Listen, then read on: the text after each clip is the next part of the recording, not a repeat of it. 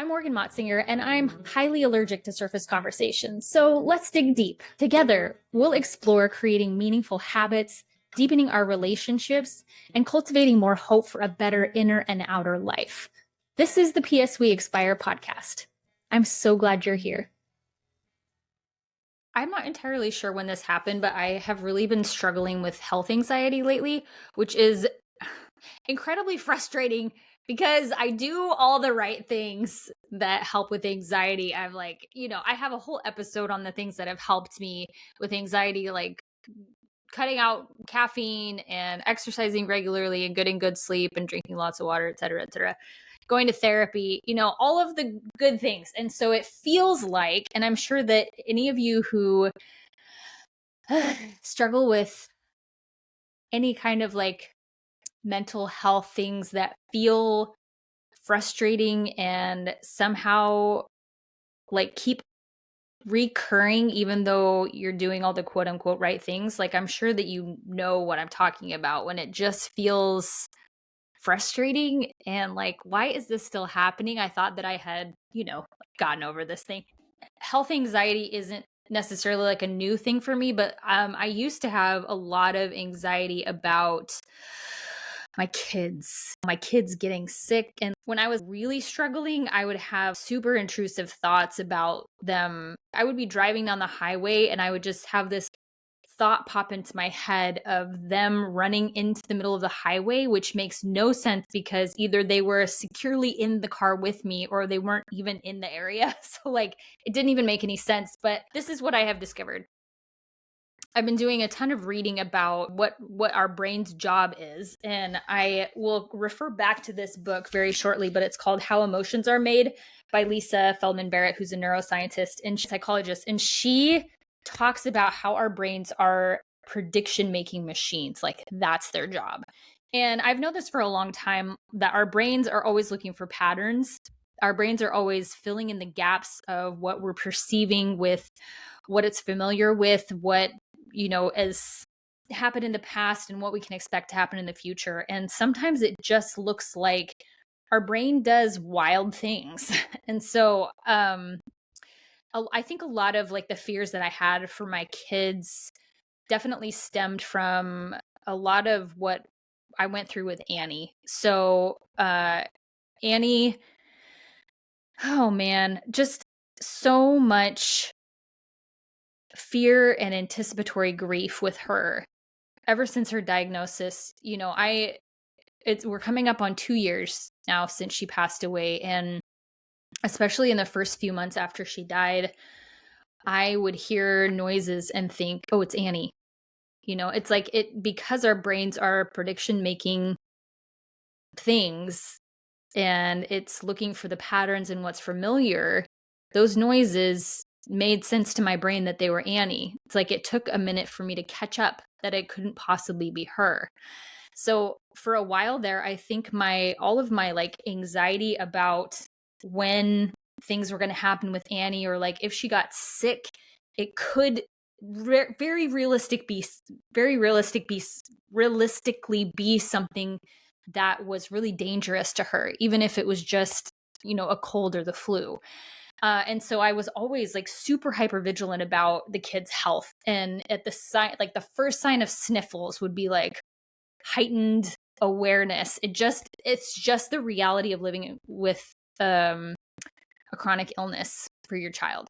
So after Annie passed, I think that just transferred to my other two kids like pretty seamlessly. So I would be, over their beds at night and be so worried that they would get cancer or that they would have some freak virus or who knows, like any number of things. And it was very troubling and disruptive.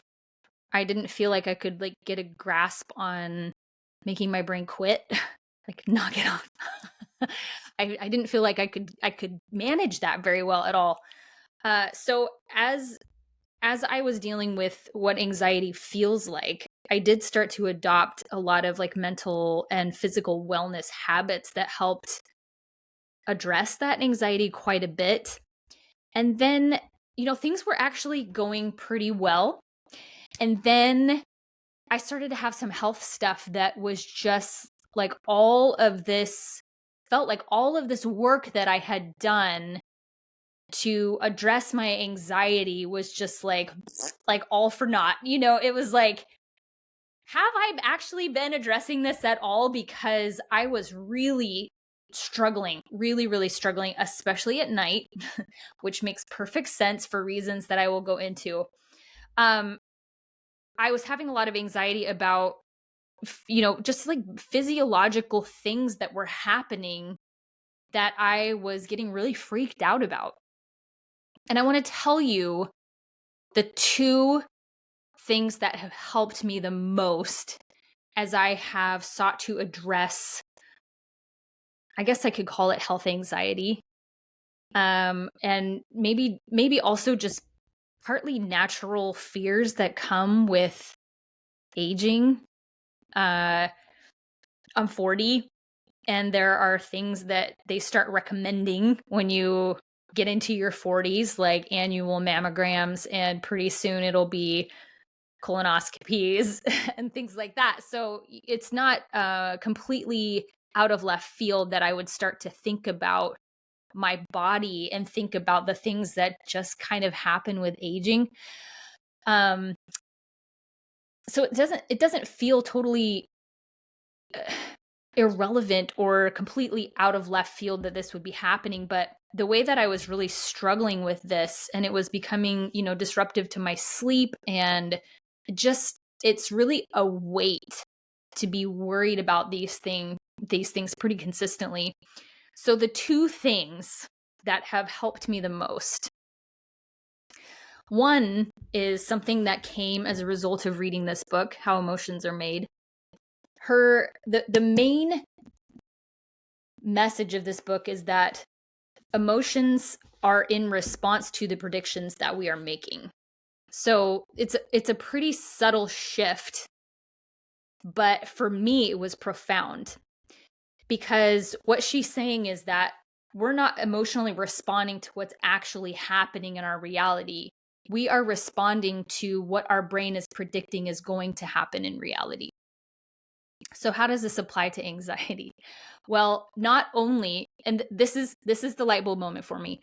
Okay, so I already kind of had an idea about that. Like, our external circumstances don't directly dictate how we feel about them. It's based on the stories or the narratives that we have about what's happening that our emotions respond to.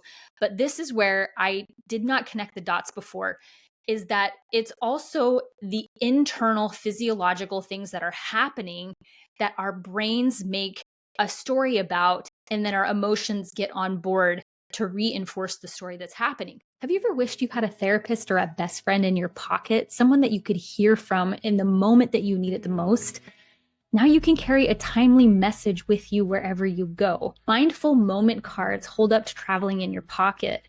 These cards, that are smaller than a pack of gum, are made from durable cardstock and hold up to lots of use. Each set includes 10 unique cards, each with a phrase to bring mindfulness to the moment, and a QR code that links to a short mindfulness audio for that specific topic. These cards are crafted to provide a motivational boost during challenging moments or whenever you could use a dose of positivity. Carry a card in your pocket to have access to a mindful message right when you need it. You can share with a friend or a coworker or your child. You could pack one in their lunchbox or sneak it into your teen's phone case. Leave it with a friend going through a hard time. You can find these for sale at morganmatzinger.com/shop to get your own set of mindful moment cards. So what does this mean? Okay, when I was having physiological symptoms in my body that felt like anxiety, I was automatically slapping the label of anxiety on them.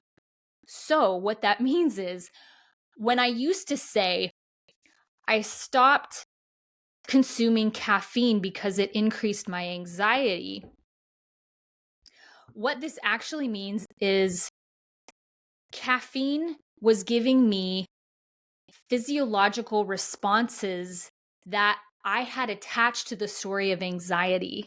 So things like shakiness, increased heart rate, racing thoughts, perhaps like this kind of like tingling in my body or this like kind of amped up feeling. That is a natural byproduct of our body processing caffeine. I had attached the story to that was anxiety. This was a huge aha for me because it helped me understand that not everything that's coming up internally is accurately labeled by my prediction making machine. Okay. So, what I started doing was just taking the physiological symptoms or responses to my environment or whatever I was eating just as a result of like what it was. So for example, like if I had a lot of carbohydrates or sugar and I had similar responses to that I do with caffeine because, as glucose is dumped into your system, like everything comes online to process that.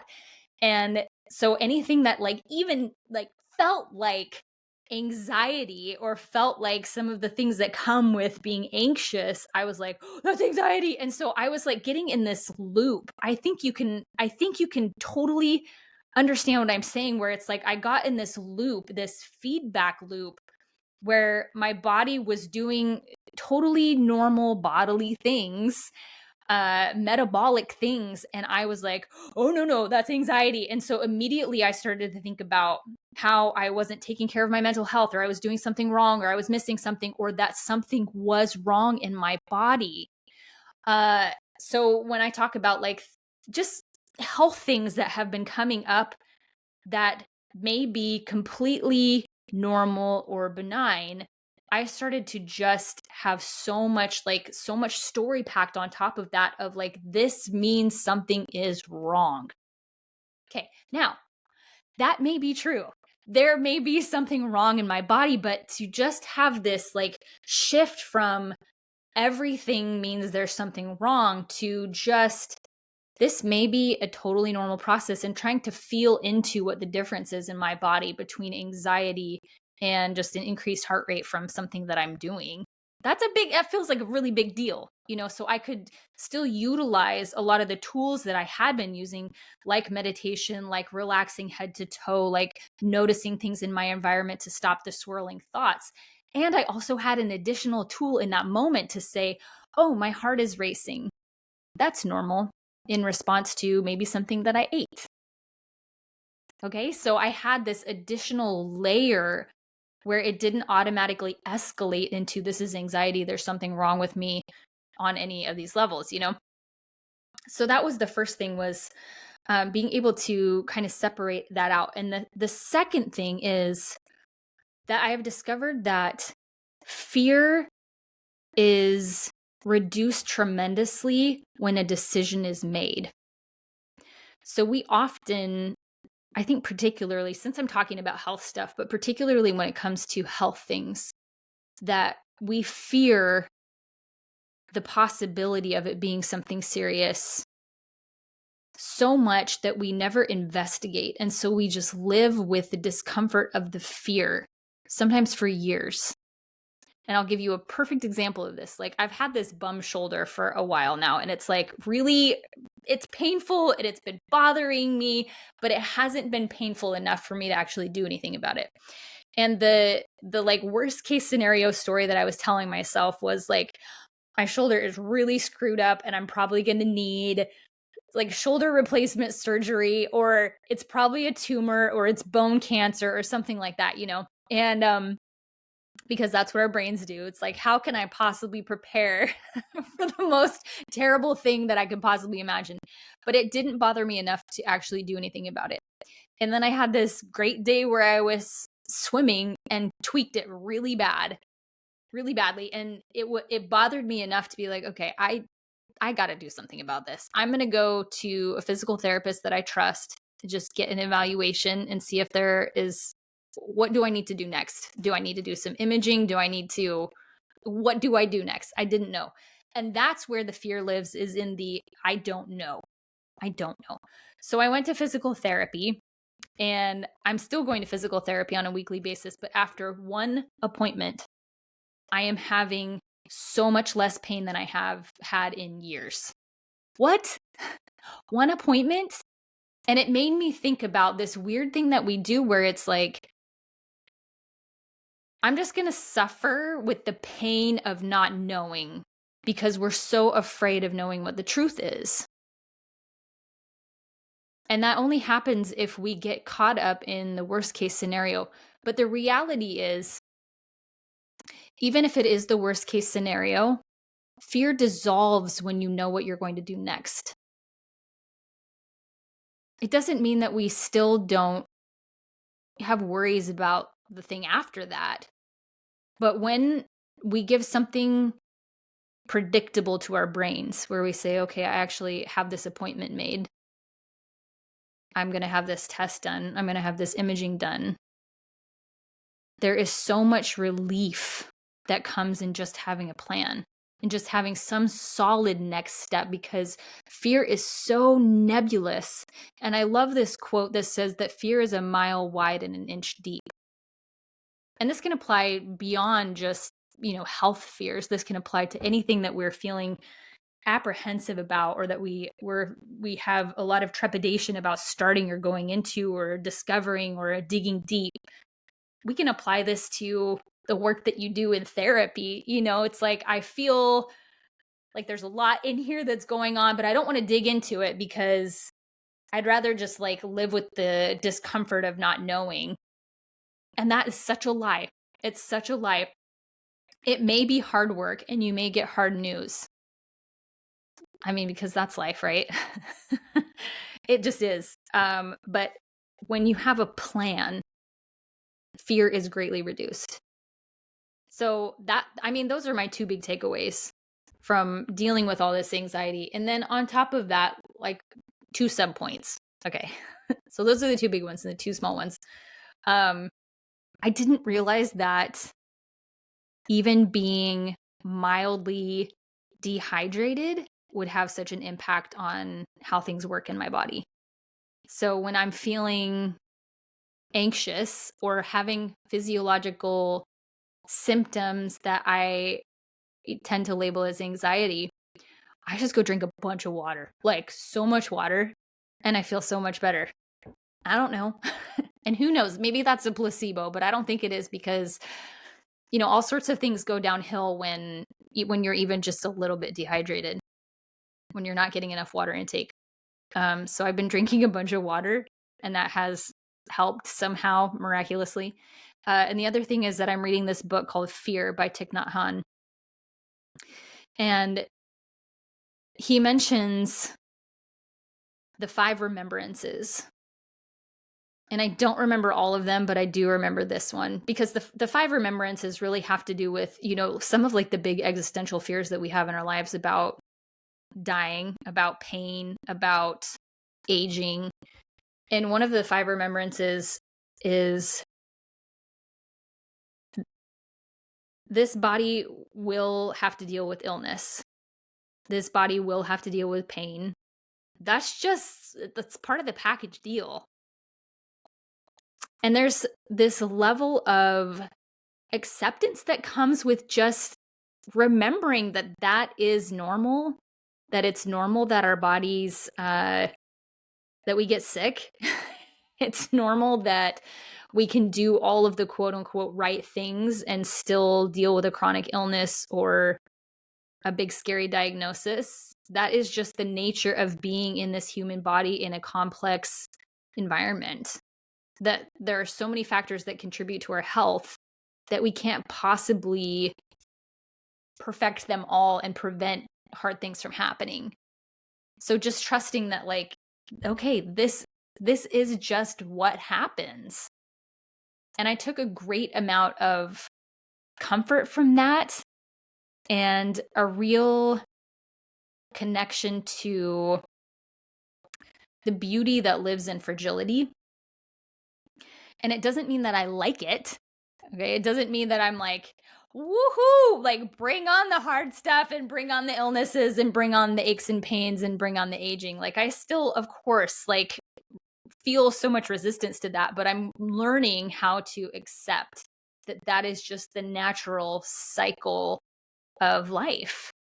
And at some point, I'm going to be actually looking at transitioning to the other side. And I hope that all of the work that I do up until that point allows that to be a welcome next adventure. I saw a really beautiful video of Jane Goodall where someone was asking her, like, you've done all of these really amazing things and you've had all of this life of exploration and curiosity, and what is the next adventure you're going to go on? And she said that the next adventure that she was looking forward to was death. And I thought that was such a profound and beautiful way to look at what is going to happen to all of us. Oh man, I think I'm kind of screwing up this, like, here's my tips to deal with health anxiety. But I will say that, like, that truthfully, having the work, doing the work to come to a real deep acceptance and reverence for the process of life really does help me manage in the moments when I'm feeling like, whoa, super flooded with anxiety about any number of like health things that are going on. So those are the 2.2 little takeaways from what I've been dealing with recently with health anxiety. And I even am feeling like, should I even be calling it health anxiety? Because, if those are if that's the story and the label that I'm putting on my experience, knowing that my brain is making predictions, how helpful is it for me to continue to label it like that?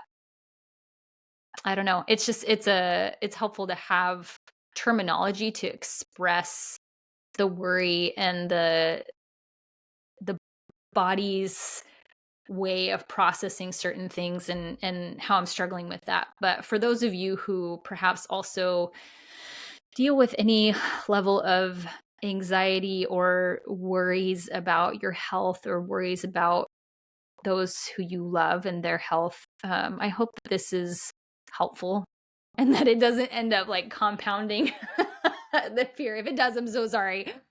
I'm so sorry. But I highly recommend How Emotions Are Made, The Secret Life of the Brain. It's a phenomenal book. The first half of it is kind of technical heavy, but still so worth reading. And the second half is it's much more easily digestible. And I will also, as I learn more in school right now, I'll continue to share with you the things that I learned, particularly from a neuroscience perspective, because I just find that knowing how, I hate to say mechanics because it sounds so reductionist, but knowing how all of these things are wired and firing together and understanding things like how emotions are made is so helpful for me to kind of check in on my own biases about how I think about things, even internal things, how I think about myself, how I think about how I process stress. It really has given me so many wonderful tools to think about mental health in a different way and to think about my physical health, and also, thinking about some of the bigger questions about like what is consciousness and connection and all that. So, all right, thanks for joining me for this episode of PS We Expire. And before we go, oh man, did I just ruin my catchphrase on the end there? Oh well, before we go,